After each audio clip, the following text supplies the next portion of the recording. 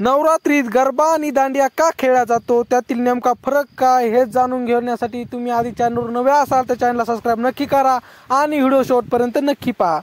हिंदू धर्मात नवरात्रीला खूप महत्त्व आहे। या 9 दिवसांमध्ये माता दुर्गेच्या 9 रूपांची पूजा केली जाते। मान्यतेनुसार माता दुर्गेची मनोभावी पूजा केल्यास सर्व मनोकामना पूर्ण होतात। यंदा 3 सप्टेंबरला शारदीय नवरात्री साजरी केली जाते, तर 12 सप्टेंबरला दसऱ्याला संपणार आहे। अनेक लोक उपवास करतात आणि देवी समोर रात्री गरबा किंवा दांडिया खेळतात। गुजरातमध्ये गरबा आणि दांडियाला सर्वात जास्त महत्त्व आहे, तर पश्चिम बंगालमध्ये अष्टमी पूजेला खास महत्त्व आहे।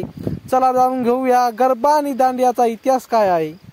शारदीय नवरात्रीमध्ये गरबा दांडिया खेळण्यासाठी अनेक लोक उत्साही असतात। यासाठी अनेक ठिकाणी क्लास देखील घेतले जातात। काही लोक तर महिनाभर आधीच गरबा आणि दांडियाचा सराव करतात।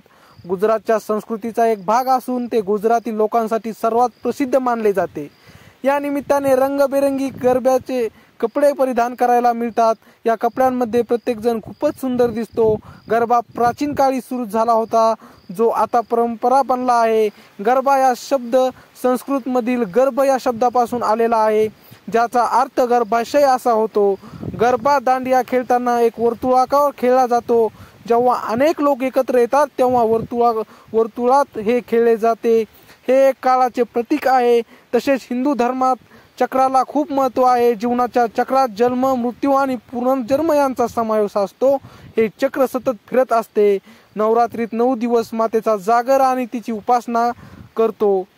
अनेक लोक गरबा आणि दांडियाला एकच समजतात, पण असे नसूनही वेगवेगळे आहेत। जाणून घेऊया। गरबा करण्यापूर्वी सर्वात आधी माता दुर्गेची पूजा केली जाते।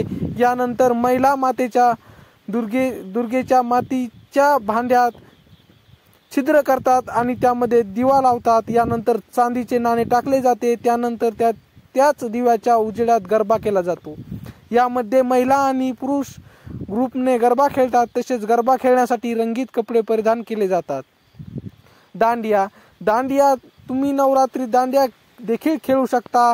दांडिया खेळताना खूप ऊर्जा लागते। यामध्ये छोट्या रंगबिरंगी सजवलेल्या काड्या वापरल्या जातात। तसेच यात ढोल, तबला याचाही वापर केला जातो। यामध्ये महिला आणि पुरुष ग्रुपने दांडिया खेळतात।